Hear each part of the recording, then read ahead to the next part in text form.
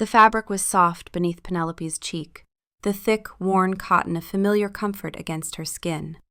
More than the texture, it was the scent that unspooled the tight knot of anxiety in her chest. It was him.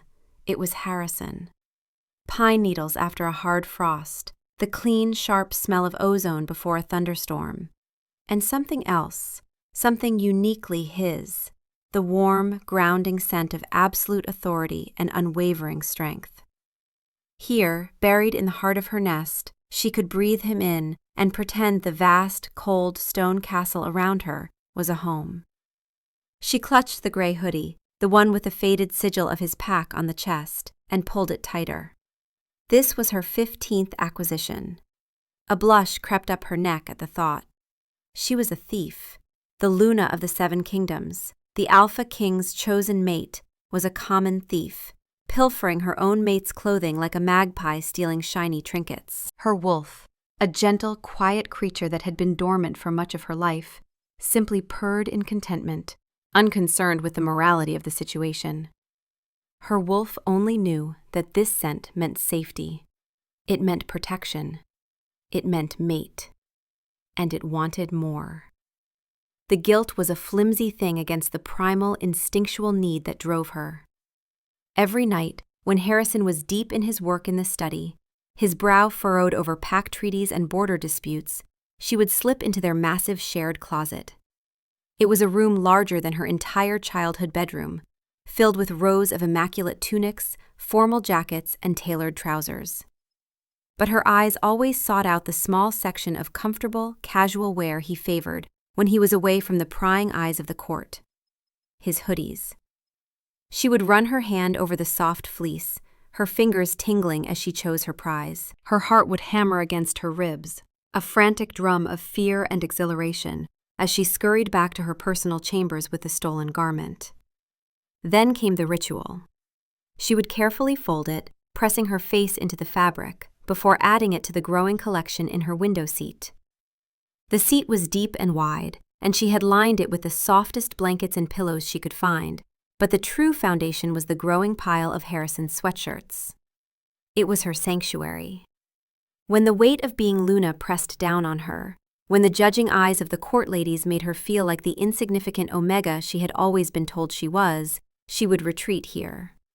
She would curl into the smallest possible ball, surrounded by his scent, and only then would the world feel manageable again. She knew it couldn't last. Sooner or later he would notice. Harrison was observant, his alpha senses missing nothing. What would he think? Would he be angry? Disgusted? Would he find her pathetic, a weak Omega who couldn't cope with her duties? The thought sent a fresh wave of fear through her. Their mating was new, the bond still settling between them. He had been nothing but kind, his deep voice always softening when he spoke to her, his large hands always gentle. But he was the Alpha King. He was bred for strength and command, and she was just Penelope, an Omega from a small, overlooked pack, chosen by the moon goddess for a destiny she felt wholly unprepared for. He deserved a strong Luna, a fierce she-wolf who could stand beside him as an equal. Instead, he had her, a woman who built nests out of stolen hoodies. She sighed, the sound muffled by the thick cotton. Just one more night. She would enjoy this comfort for one more night, and tomorrow she would find the strength to be the Luna he deserved. She would stop this childish habit. She would face the world without her scented armor, but as she drifted off to sleep, surrounded by the tangible proof of his existence, her last conscious thought was a desperate plea to the goddess that tomorrow would never come. Harrison Cole, Alpha King of the Silvermoon Dominion, stared into his closet with a frown that had sent battle-hardened warriors scrambling for cover. It was a look of intense analytical concentration. Something was amiss. He reached for his favorite gray hoodie, the one he wore when the crown felt too heavy and the weight of his responsibilities threatened to crush him. It was old, perfectly worn in, and it was gone. He scanned the shelf again.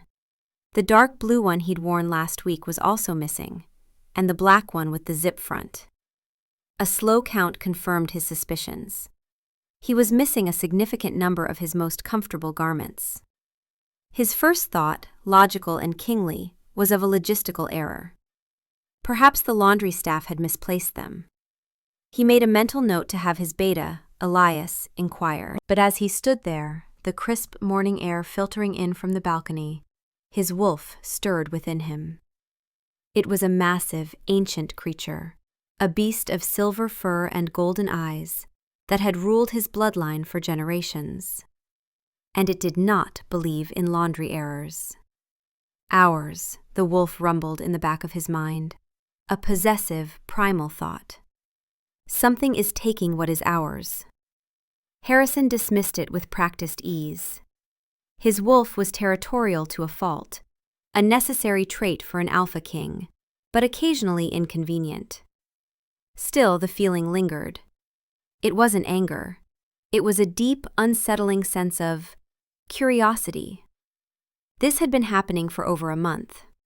A slow, steady disappearance of his softest, most scent-laden clothing. He dressed in his official attire, the starched collar and heavy tunic feeling unusually restrictive. As he walked toward the council chambers, his long strides eating up the marble floors, his mind kept returning to the mystery. He passed servants who bowed their heads in deference, guards who snapped to attention. None of them would dare to steal from him. The penalty was too severe. Besides, what would a servant do with his old hoodies? It made no sense. Elias was waiting for him outside the heavy oak doors, a stack of scrolls in his arms. "Alpha King," he said, his voice the epitome of calm efficiency. "The trade delegation from the Sunstone Pack has arrived." Harrison nodded, his mind only half on the meeting ahead. "Elias, a strange question for you." His beta raised an eyebrow, a minute shift in his otherwise stoic expression. "Of course, Harrison. Have you ever known the palace laundry to lose, say, 15 items from the same person over the course of a month?" Elias blinked. 15? No, Alpha. Our system is meticulous. Every item is counted and cataloged. A mistake of that magnitude is unheard of. Harrison's frown deepened. "That's what I thought." "Is something of yours missing?" Elias asked, a flicker of concern in his eyes. Harrison hesitated. It felt absurd to be discussing missing sweatshirts when matters of state were at hand. A few personal items, nothing of value. But that was a lie. They held value to him. They were his comfort, his brief respite from the unyielding formality of his life. And their absence was a puzzle his alpha mind refused to let go. He pushed the thought aside as he entered the council room, his kingly demeanor settling over him like a cloak. The meeting was long and tedious, filled with posturing and veiled threats over trade routes and territory lines.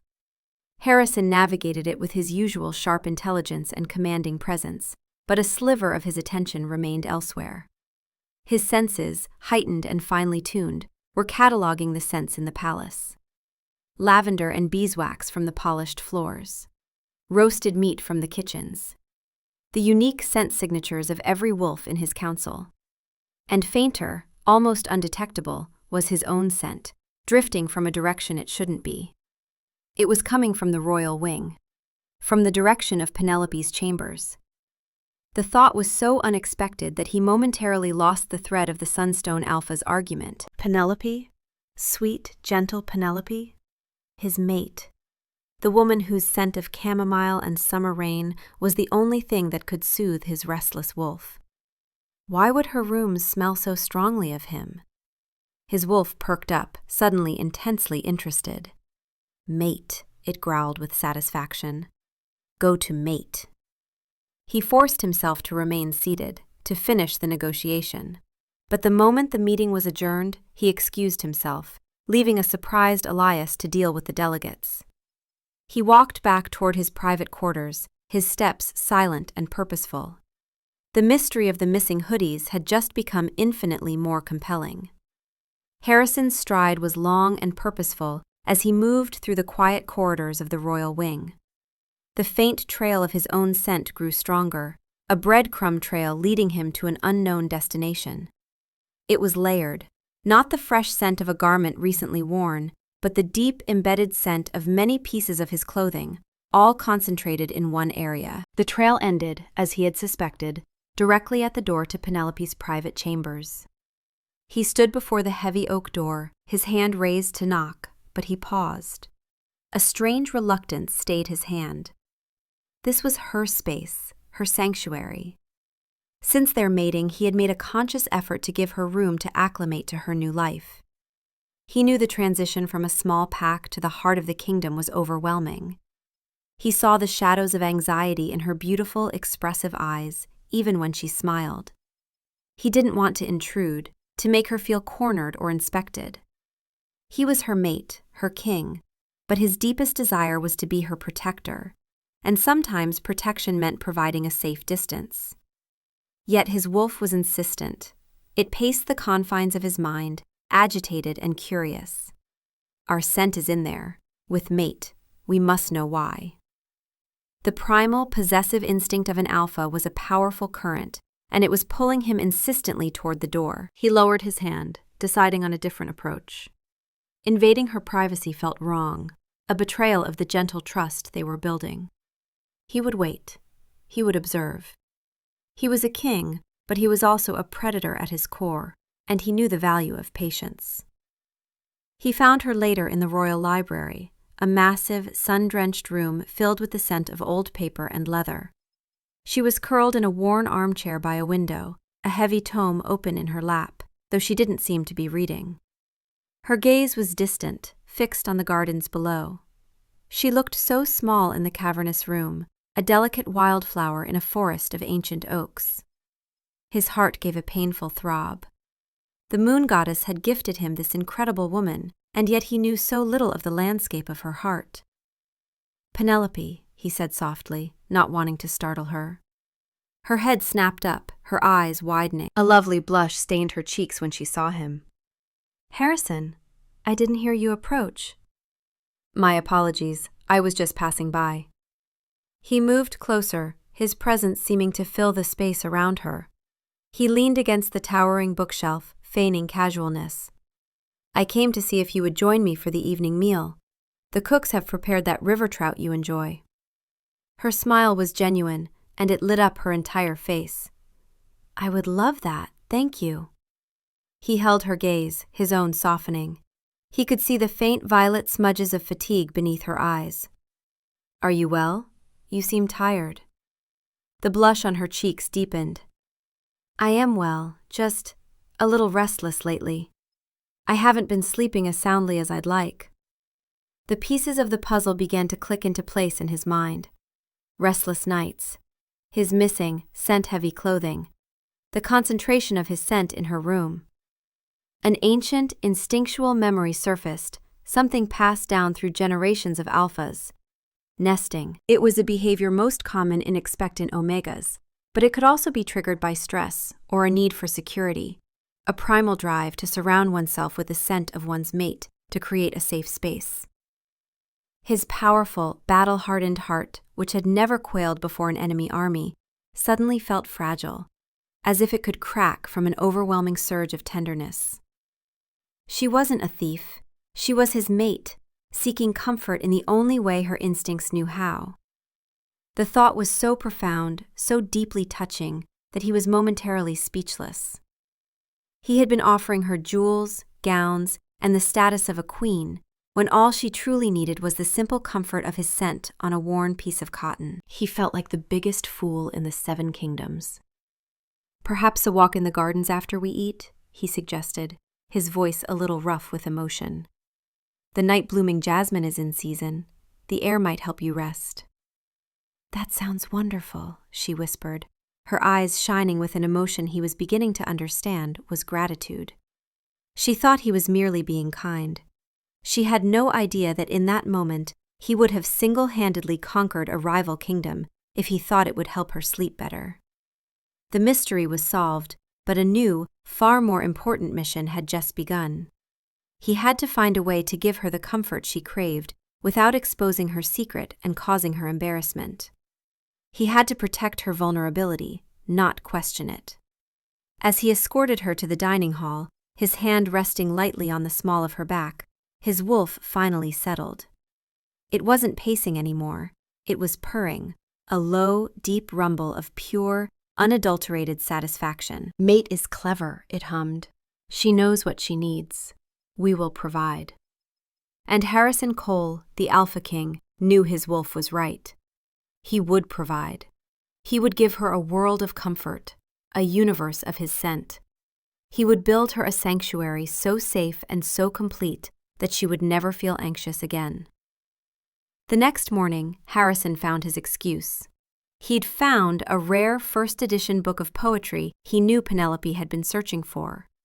It was a flimsy pretext, but it was enough.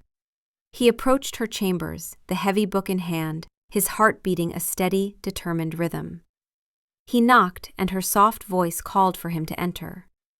She was sitting in the window seat, just as he'd imagined, though she scrambled to her feet the moment he walked in, smoothing down her simple dress.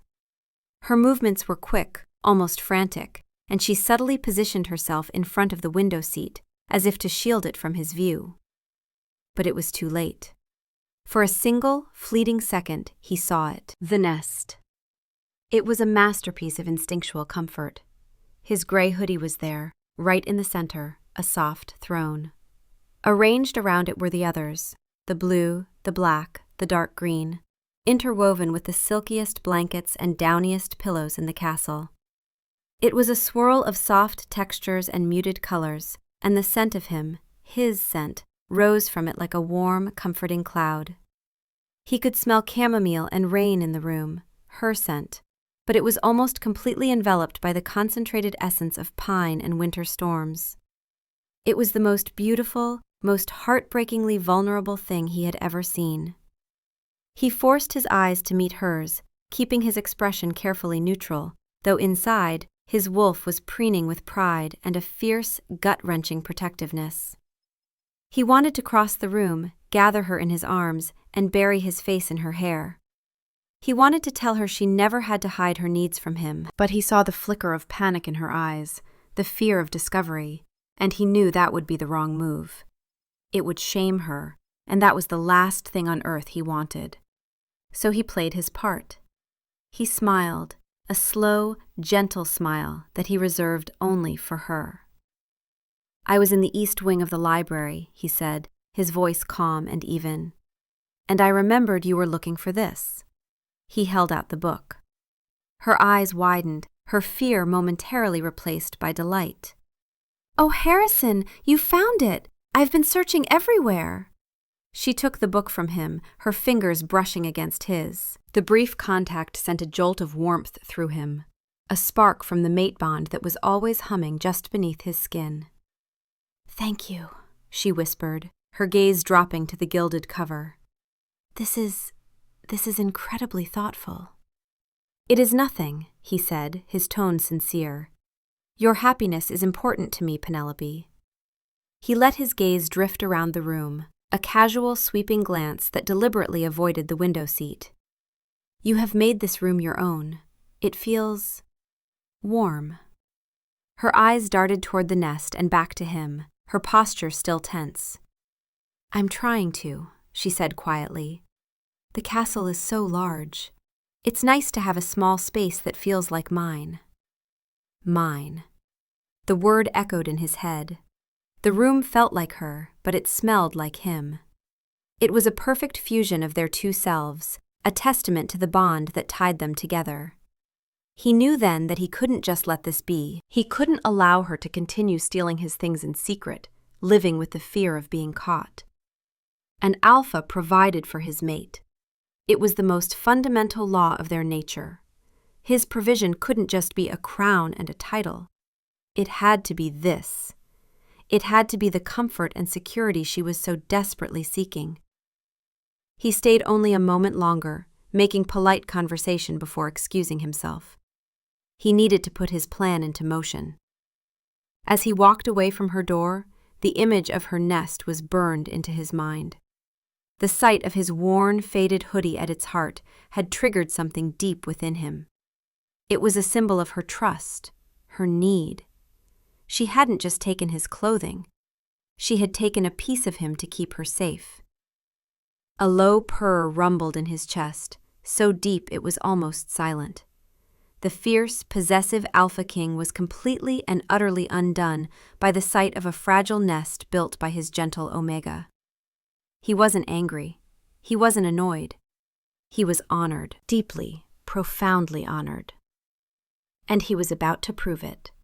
Harrison found Elias in the royal armory, overseeing the sharpening of the guard's ceremonial blades. The scent of whetstone and steel polish filled the air. Elias, ever perceptive, took one look at his Alpha's face and knew this was not a matter of state. There was a fire in Harrison's eyes, a determined blaze that spoke of a personal mission. "Walk with me," Harrison commanded, his voice low and urgent. Elias immediately handed his duties over to a subordinate and fell into step beside his king. They moved out of the armory and into the less trafficked corridors of the service wing. "I have a task for you," Harrison began, "and it is of the utmost importance. It takes precedence over everything else." Elias's expression became serious. "A threat to the kingdom?" "A threat to the Luna's peace of mind," Harrison corrected, his tone leaving no room for argument. "Which, as far as I am concerned, is the same thing." Elias nodded, understanding perfectly. The Alpha King's devotion to his new mate was already legendary among the palace staff. "What do you need?" "I need you to go into the city, to every clothier, every tailor, every merchant who sells ready-made garments. I want you to purchase every men's hoodie you can find, every single one." Harrison paused, a thoughtful look on his face. "Focus on the softer materials, fleece, worn cotton, anything comfortable. Get them in every color, a full range of sizes just in case. I want at least 50 of them here by nightfall." Elias stopped walking. He stared at his king, his carefully composed features betraying a rare flicker of utter bewilderment. 50 hoodies, my lord?" "Is that a problem?" Harrison's voice was dangerously quiet. No, of course not, Alpha. It is just an unusual request." "It is a necessary one," Harrison stated simply. He trusted Elias implicitly, but this was one secret he would not share. The vulnerability of his mate was his to protect, not to be discussed, even with his most loyal beta. "Use the royal treasury, spare no expense. I want quality. And I want discretion. No one is to know who the purchase is for." "It will be done," Elias said, recovering his composure. He was a beta, his purpose to serve and support his Alpha. If his Alpha needed 50 hoodies by nightfall, then by the moon goddess, he would procure 50 hoodies by nightfall. "One more thing," Harrison added as Elias turned to leave. "Have them delivered to the antechamber of my personal quarters. I will handle them from there." As Elias departed, a man on a mission of baffling importance, Harrison felt the first real surge of satisfaction. This was action. This was providing. He spent the rest of the afternoon in a flurry of activity. He cleared his schedule, postponing a meeting with the master of the hunt and delegating a border report to his council. Nothing else mattered. He went to his own closet and gathered the few remaining hoodies he had left. He brought them to his private study, a room steeped in his scent, and laid them out. Then he began the real work. The sun began to set, casting long golden shadows across the room by the time the first delivery arrived. Palace pages, their arms laden with massive unmarked parcels, deposited them in his antechamber. Harrison had them brought directly into his study, box after box of soft, colorful fabric. He opened the first one and pulled out a hoodie the color of a summer sky. It was soft, brand new, but it was sterile. It lacked the most crucial ingredient. It didn't smell like him. So he took off his formal tunic, tossing it onto a chair. He pulled the new blue hoodie over his head. The fit was comfortable. He sat at his desk, picking up a treaty he had already read, and simply existed. He let the warmth of his body, the unique scent of his alpha power, sink into the fibers of the garment. He sat there for an hour, his mind focused and calm, picturing Penelope's face, her soft smile. He imagined this scent bringing her comfort, erasing the worry from her brow. After an hour, he took it off, folded it carefully, and placed it in a new empty box. Then he reached for another one, a deep forest green. He repeated the process. On and on it went, a silent, solitary ritual of devotion. The moon rose high in the sky, a silver disk in the inky blackness. He worked through the night, fueled by a purpose more profound than any royal decree. He was not just scenting clothing, he was weaving a blanket of security for his mate. He was pouring his essence, his strength, his protection into every thread. Each hoodie became a tangible piece of his love, a promise that she was safe, that she was cherished. As dawn approached, his eyes were heavy with fatigue, but his heart was full. He had scented over 24 hoodies. Piles of them were now folded in waiting boxes. He looked at the remaining stacks and knew his work was not yet done. He would not rest until every single one was a perfect vessel of his comfort, ready for her nest. Penelope woke to a strange silence. Usually the early morning hours were filled with the distant sounds of the castle coming to life, the clatter of pans from the kitchens, the murmur of servants in the halls. But today there was an unusual stillness. A soft gray light filtered through her windows, promising a cloudy day. She stretched, feeling the familiar ache of a restless night. Even her nest hadn't been able to fully soothe her anxiety. The image of Harrison in her room yesterday, his knowing eyes seeming to see right through her, had kept her on edge. She was sure he had seen it. The fear of his reaction, of his disappointment, had been a cold stone in her stomach all night. She pushed herself out of the nest, her bare feet soft on the cold stone floor. She needed to face the day. She needed to find him and apologize. She would explain, and if he thought her weak and foolish, then she would have to live with that. She pulled on a simple robe and opened her door, intending to head to the bathing chambers. She stopped dead. The hallway outside her room was gone. In its place was a mountain range of large, plain cardboard boxes. They were stacked 3 and 4 high, creating a veritable wall that blocked the corridor in both directions. For a moment, she was utterly bewildered. Had she woken up in a storage room? Then the scent hit her. It was him. It was Harrison. But it wasn't the faint, comforting scent from her nest. This was a tidal wave. It was an overwhelming, all-encompassing flood of pure, undiluted Alpha King. It was so strong, so potent, it made her knees feel weak. Her wolf, which had been quiet and timid, rose up within her, its head thrown back in a silent howl of joyous recognition. Mate! Mate is here! Her eyes scanned the boxes, and she saw they were labeled. Her heart hammered against her ribs as she read the neat, strong script. The top box on the nearest stack read, "For nesting, extra soft." Her breath hitched. She moved to the next stack. "For wearing, daily use." A sob caught in her throat. She stumbled to the third, much smaller stack. "Emergency backup supply." It was too much. It was an impossible, overwhelming gesture. She reached out a trembling hand and lifted the lid of the nearest box, the one marked, "For nesting." Inside, nestled in perfect, neat folds, was a rainbow of color. Hoodies in every shade imaginable: sky blue, deep crimson, sunshine yellow, forest green, soft lavender, heather gray. She lifted the top one, a beautiful shade of sapphire. The fleece was impossibly soft against her fingertips. She brought it to her face and inhaled. The scent was staggering. It was fresh, clean, and saturated with him.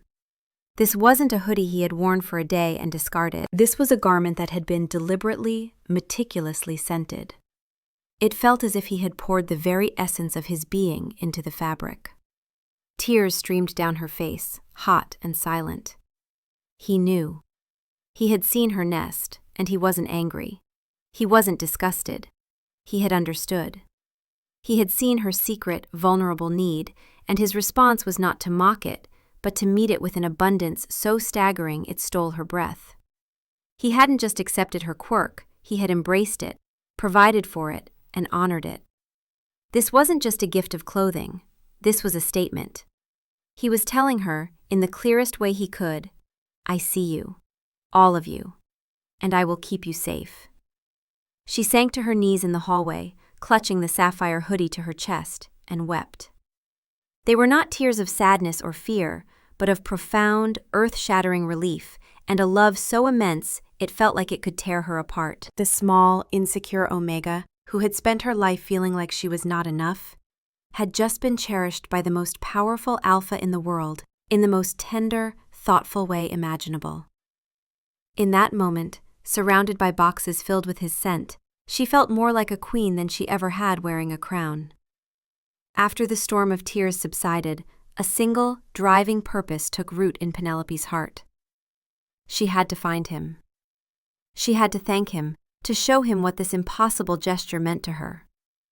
She scrambled to her feet, wiping her eyes with the back of her hand, still clutching the sapphire hoodie as if it were a holy relic. She didn't even bother to change out of her simple nightrobe. Nothing else mattered. She navigated the maze of boxes and hurried down the corridor, her bare feet silent on the stone. Her first stop was his study. It was his nerve center, the room where he spent countless hours governing his kingdom. The great oak doors were slightly ajar. She pushed one open and peeked inside. The room was empty, save for the lingering scent of old books and his powerful presence. A few empty cardboard boxes were stacked neatly in a corner, evidence of his night's work. A lump formed in her throat. He had been here.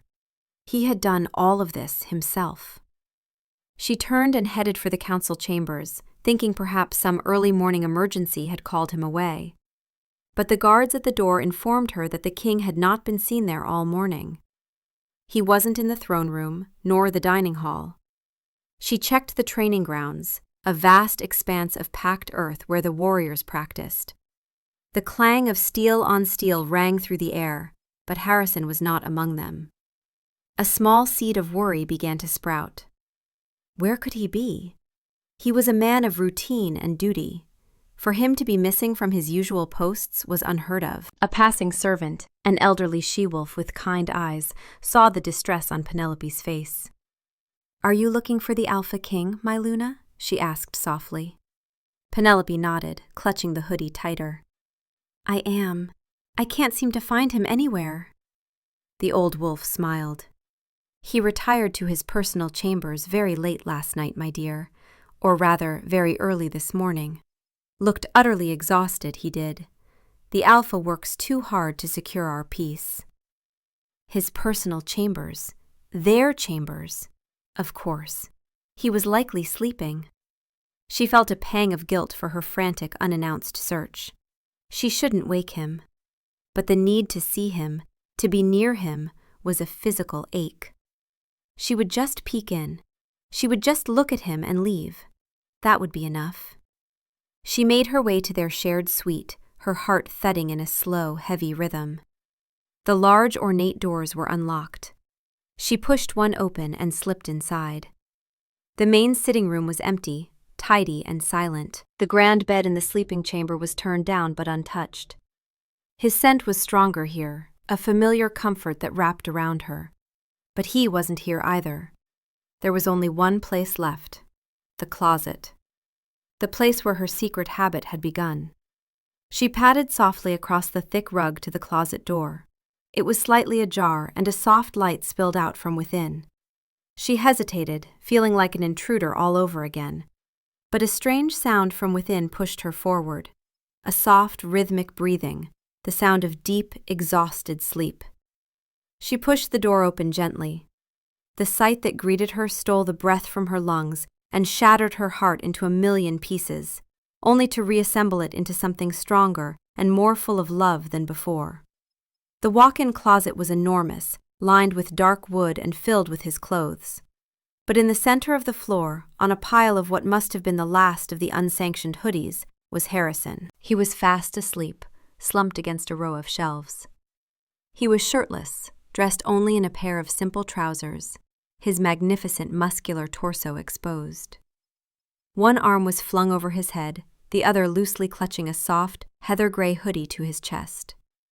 He was utterly spent. Dark circles were smudged beneath his eyes, and his face, usually a mask of command and control, was slack with a fatigue so profound it looked as if he had single-handedly fought a battle all night. And in a way, she realized, he had. He had fought against her anxiety, her insecurity, her fear. He had waged a one-man war to provide her with comfort, working until he had literally collapsed from the effort. This powerful, indomitable king had exhausted himself scenting clothes for her nest. The love that washed over her was a physical force, so powerful it made her stagger. This was a love beyond duty, beyond the fated mate bond. This was a choice. This was an act of pure, selfless devotion. Quietly, so as not to wake him, she knelt down beside him. She reached out and gently took the gray hoodie from his loose grasp, replacing it with the sapphire blue one she was still holding. Then, with a heart overflowing, she did the only thing that felt right. She launched herself at him. It wasn't a tackle of aggression, but of overwhelming, uncontainable affection. She threw her arms around his neck, burying her face in the warm, scented curve of his shoulder, and began to pepper his face, his jaw, his neck with small, desperate kisses. "Thank you," she whispered against his skin, the words punctuated by her kisses. Thank you, Harrison." Harrison startled awake, his instincts roaring to life. His eyes snapped open, golden and alert, his muscles tensing for a fight. But the scent that filled his senses was of chamomile and summer rain, and the soft weight in his arms was achingly familiar.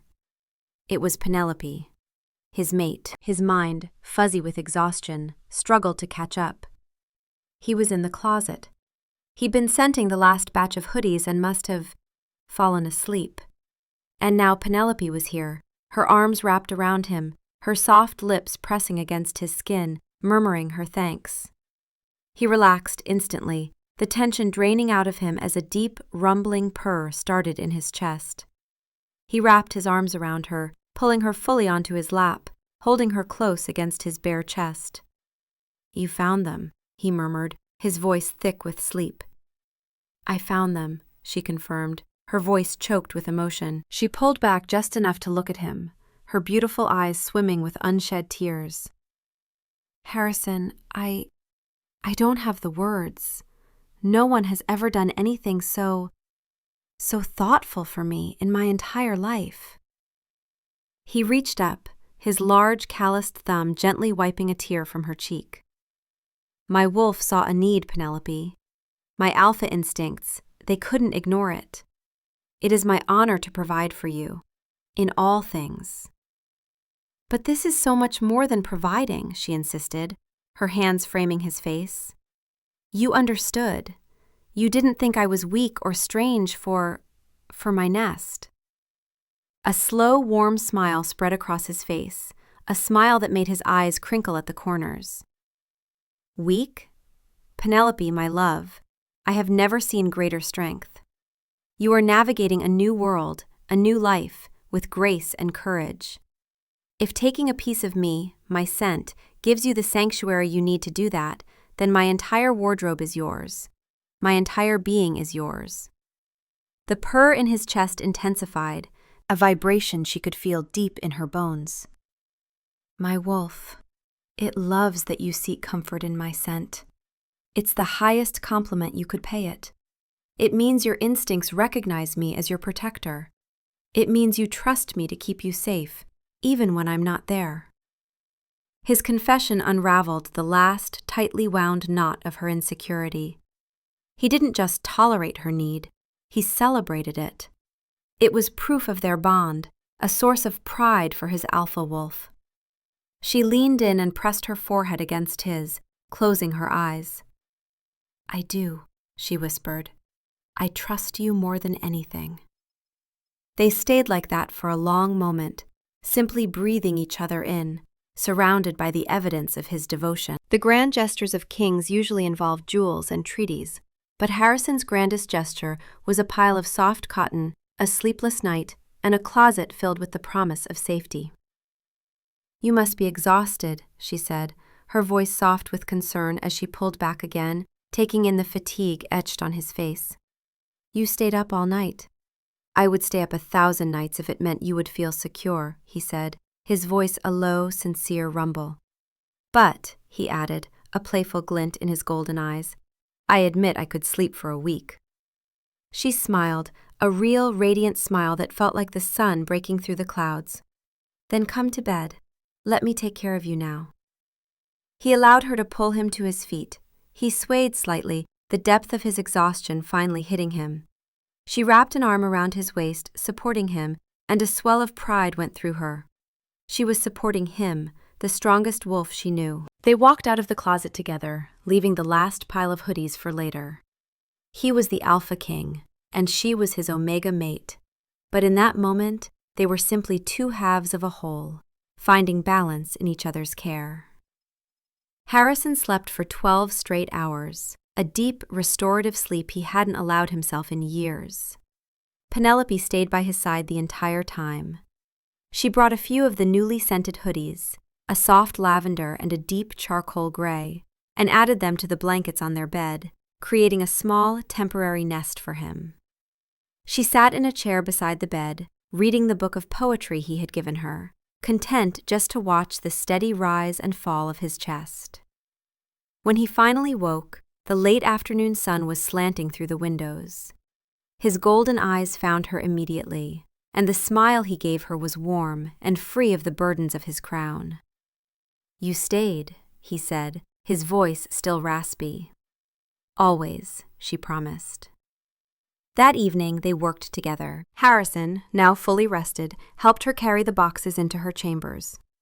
They didn't speak much, but the silence was comfortable, filled with a new depth of understanding.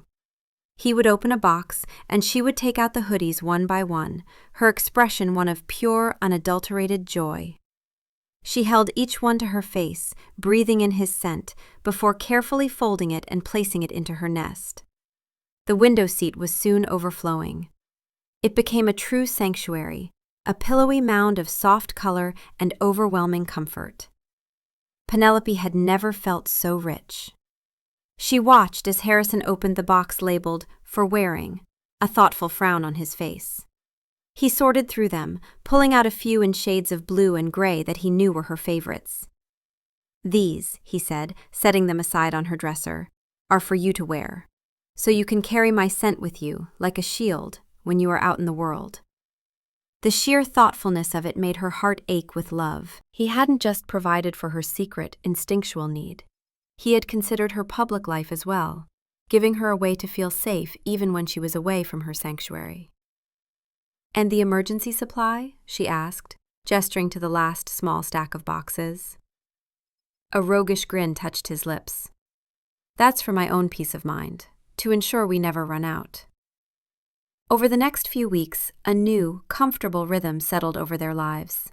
Penelope blossomed. With the constant, tangible reassurance of her mate's scent and devotion, the anxiety that had plagued her began to recede. She walked the castle halls with a newfound confidence, her head held high. She often wore one of his hoodies, the sleeves rolled up, the soft fabric a constant, comforting embrace. The court ladies who had once whispered about her timidity now saw a serene and confident Luna, and their whispers turned to admiration. Harrison, for his part, found a new source of profound joy in the small, daily evidence of their bond. He would come home from a grueling council meeting, the weight of the kingdom on his shoulders, and the first thing he would do is seek her out. He would find her in her chambers, curled up in her magnificent nest, reading a book or simply dozing, looking peaceful and content. The sight never failed to soothe his restless wolf and remind him of what was truly important. He secretly loved watching his hoodies disappear. He'd leave one draped over a chair in their sitting room, and by the next morning, it would be gone, absorbed into the colorful collection in her window seat. Each missing garment was not a loss, but a victory. It was a sweet, silent conversation between them, a reaffirmation of her trust and his protection. One evening, he entered her room to find her fast asleep in the nest. She was completely burrowed in, with only the top of her head visible amongst a sea of fleece and cotton. A dark green hoodie was pulled over her like a blanket. His heart swelled. He was the Alpha King, a ruler of lands and armies. But his greatest pride, his most significant accomplishment, was this. It was the peace on his mate's face. He didn't want to disturb her, so he didn't join her in the nest. Instead, he pulled a chair close, sat down, and simply watched over her as she slept. He was her guardian, her provider, her king. And she, with her quiet strength and her instinctual need for his comfort, was the anchor of his soul. He reached out and gently brushed a stray strand of hair from her forehead. Her skin was warm. She sighed in her sleep, nuzzling deeper into the hoodie, into his scent. Mine, his wolf purred, a deep, resonant hum of absolute contentment. He smiled. Let the world have its wars and its politics. He had found his true territory, his most sacred duty. It was here, in this room, in the heart of his sleeping mate, surrounded by a fortress of stolen hoodies.